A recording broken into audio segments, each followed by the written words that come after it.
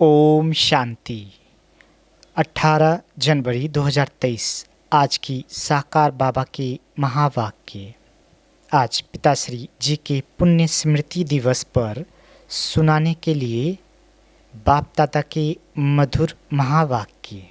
प्रश्न: भविष्य के लिए बच्चों ने बाप से कौन सा सौदा किया है? उस सौदे से संगम पर कौन सा फायदा है? उत्तर: देह सहित जो भी कुछ कखफन है वह सब कुछ बाप को अर्पण करके बाबा को कहते हो कि बाबा, हम आपसे फिर वहाँ भविष्य में सब कुछ लेंगे। ये है सबसे अच्छा सौदा। इससे तुम्हारा बाबा की तिजोरी में सब कुछ सेफ हो जाता है और अपार खुशी रहती है कि अभी यहाँ हम थोड़ा समय है, फिर अपनी राजधानी में होंगे। तुमको कोई पूछे तो बोलो, वाह, हम तो बेहद के बाप से बेहद सुख का वर्षा ले रहे हैं। अभी हम एवर हेल्दी एवर वेल्दी बनते हैं। ओम शांति। रूहानी बाप रूहानी बच्चों को समझाते हैं, मीठे बच्चे, जब यहाँ आकर बैठते हो तो आत्म अभिमानी हो, बाप की याद में बैठो। ये अटेंशन तुम्हारे लिए फॉर एवर है। जब तक जीते हो बाप को याद करते रहो।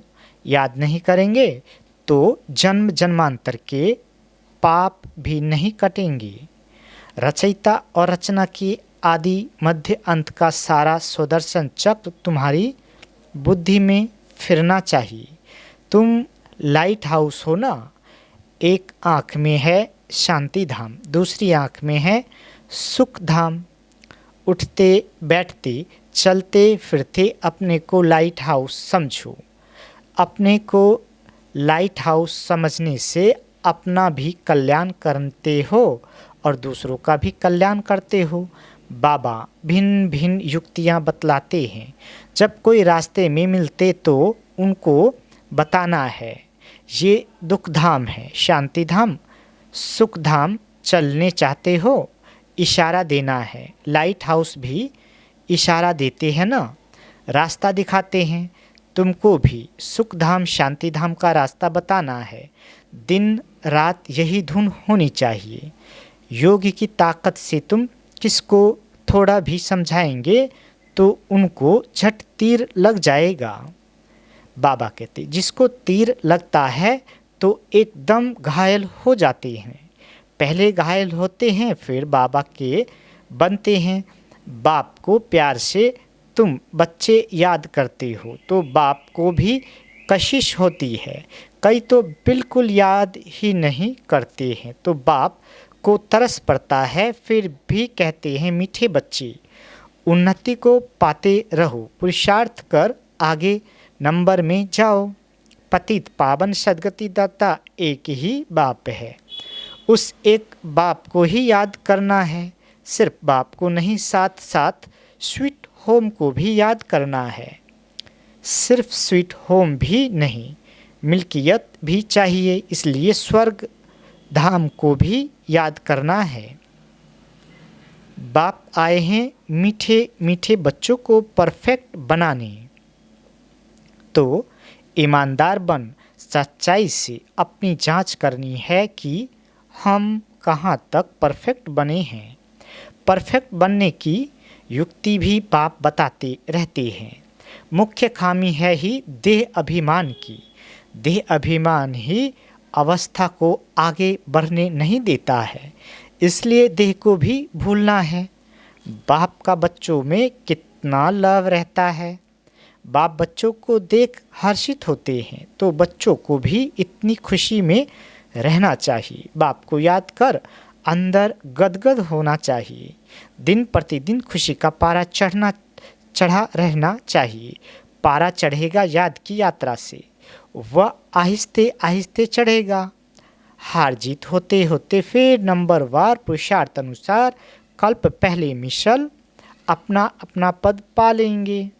बाप दादा बच्चों की अवस्था को साक्षी हो देखते रहते हैं और समझानी भी देते रहते हैं। बाप दादा दोनों का बच्चों पर बहुत लव है, क्योंकि कल्प कल्प लवली सर्विस करते हैं और बहुत प्यार से करते हैं। परंतु बच्चे अगर श्रीमत पर नहीं चलते तो बाप कर ही क्या सकते हैं। बाप को तरस तो बहुत पड़ता है, माया हरा देती है। बाप फिर खड़ा कर देते हैं। सबसे मीठे ते मीठा वह एक बाप है। कितना मीठा, कितना प्यारा शिव भोला भगवान है। शिव भोला तो एक का ही नाम है। मीठे बच्चे, अभी तुम बहुत बहुत वैल्यूबल हीरा बनते हो। वैल्यूबल हीरे जवाहरात जो होते हैं उनको सेफ्टी के लिए हमेशा बैंक में रखते हैं।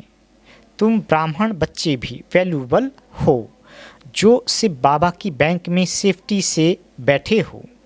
अभी तुम बाबा की सेफ में रह अमर बनते हो। तुम काल पर भी विजय पहन रहे हो।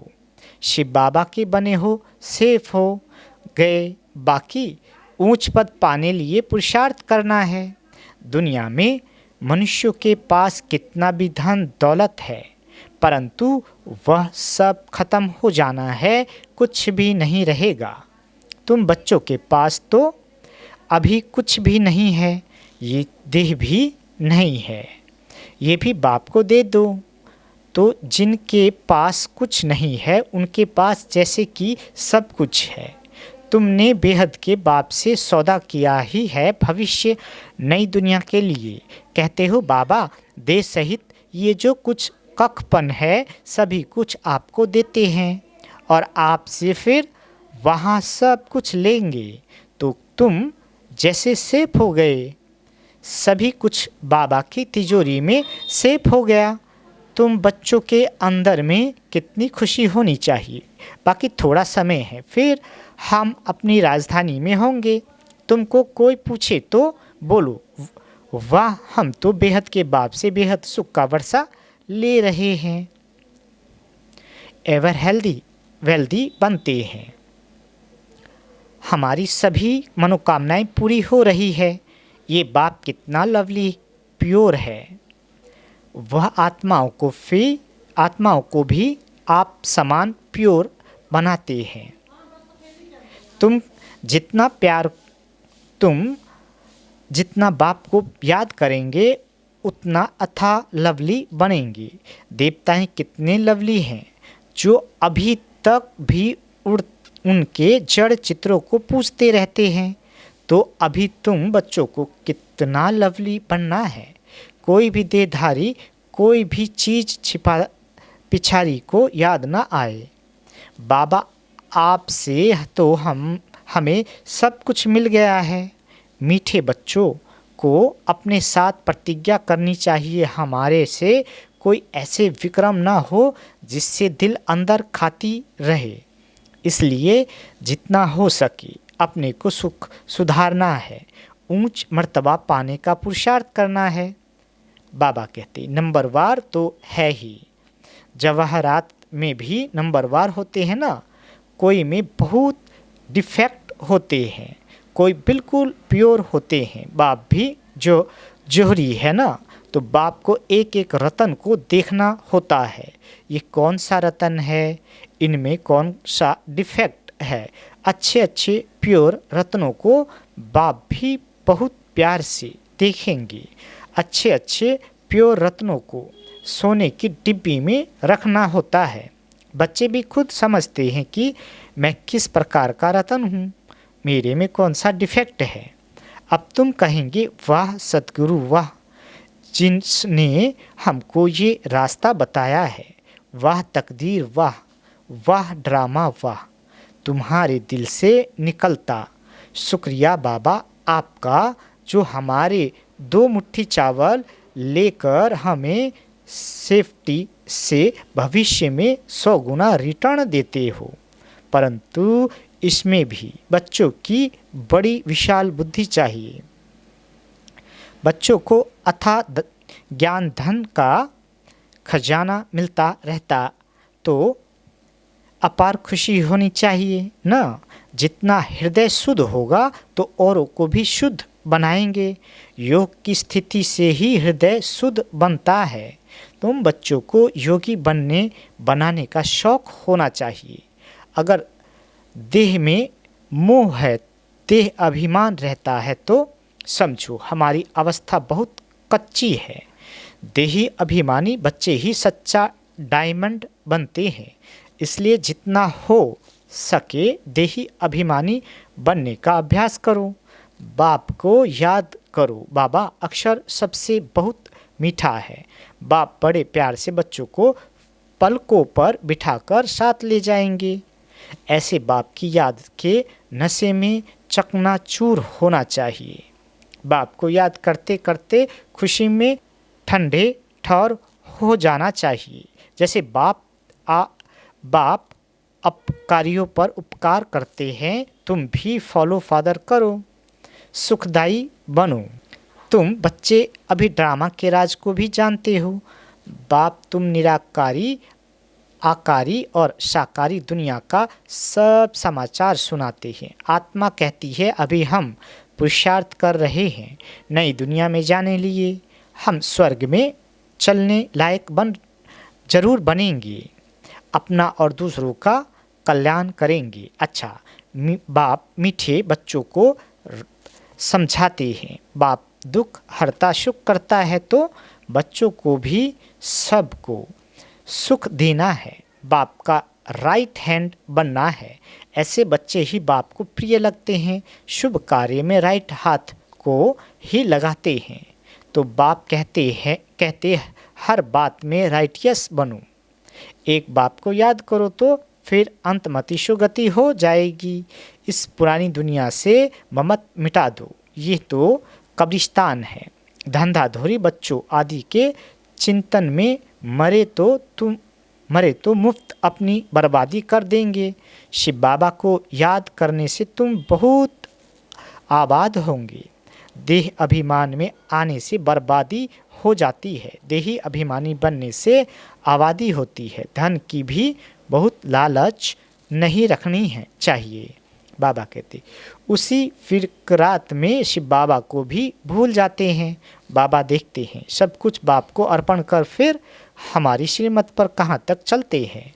शुरू में बाप ने भी ट्रस्टी हो दिखाया ना। सब कुछ ईश्वर अर्पण कर खुद ट्रस्टी बन गया। सब ईश्वर के काम में ही लगाना है। विघ्नों से कभी डरना नहीं चाहिए। जहाँ तक हो सके सर्विस में अपना सब कुछ सफल करना है।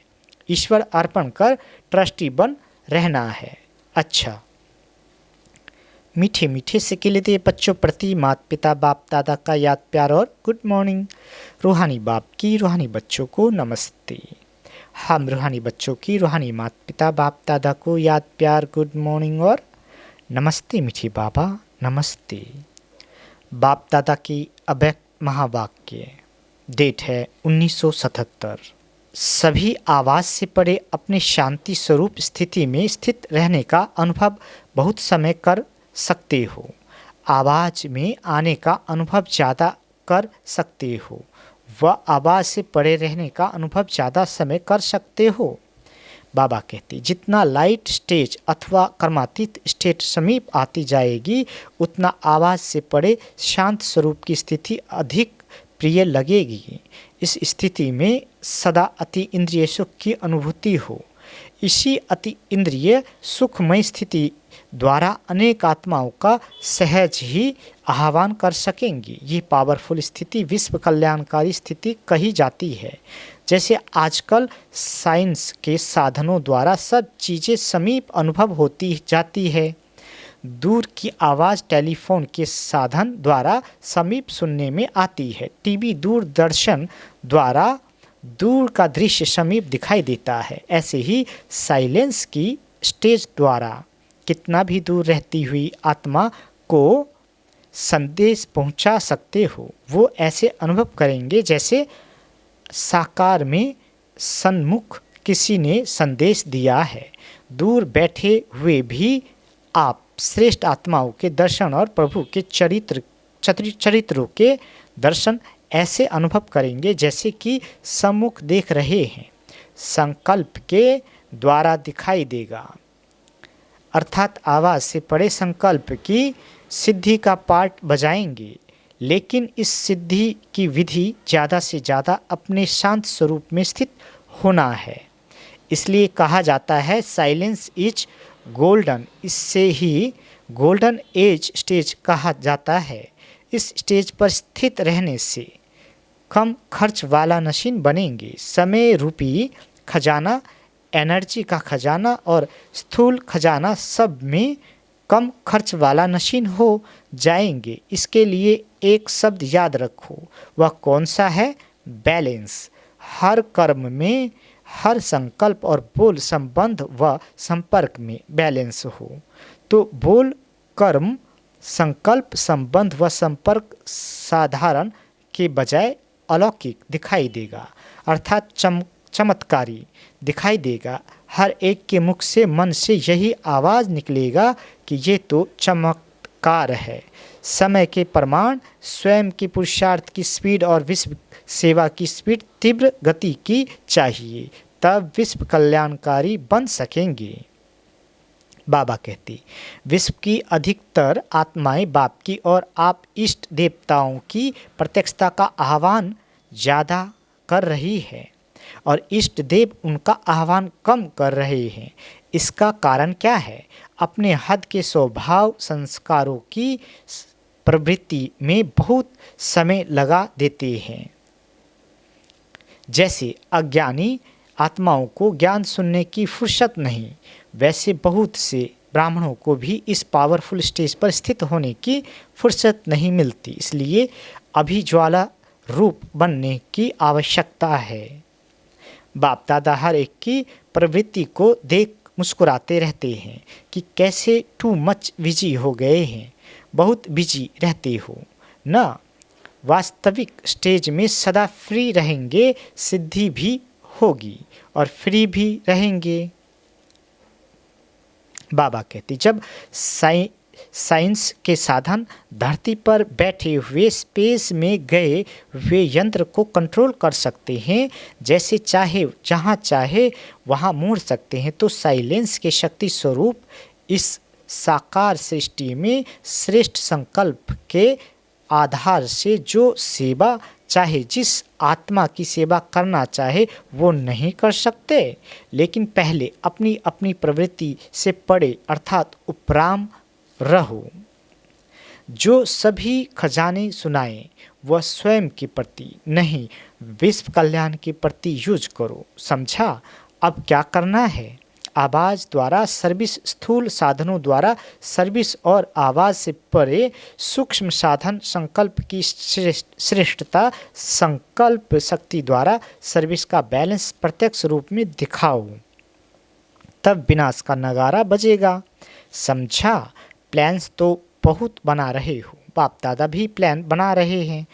बैलेंस ठीक ना होने के कारण मेहनत ज़्यादा करनी पड़ती है, विशेष कार्य के बाद रेस्ट भी लेते हो ना।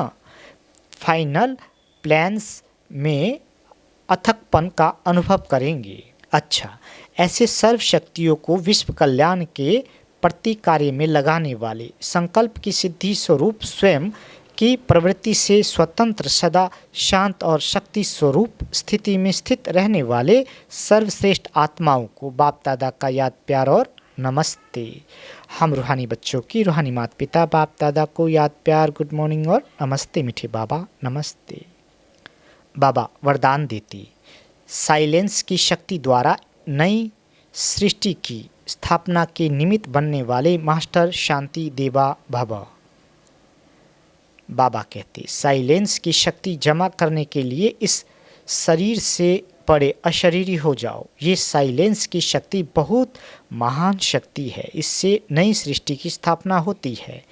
तो जो आवाज़ से परे साइलेंस रूप में स्थित होंगे वही स्थापना का कार्य कर सकेंगे। इसलिए शांति देवा अर्थात शांत स्वरूप बन अशांत आत्माओं को शांति की किरणें दो, विशेष शांति की शक्ति दो को बढ़ाओ। यही सबसे बड़े से बड़ा महादान है। यही सबसे प्रिय और शक्तिशाली वस्तु है। आज का स्लोगन, हर आत्मा व प्रकृति के प्रति शुभ भावना रखना ही विश्व कल्याणकारी बनना है। अच्छा, ओम शांति। मीठे बाबा।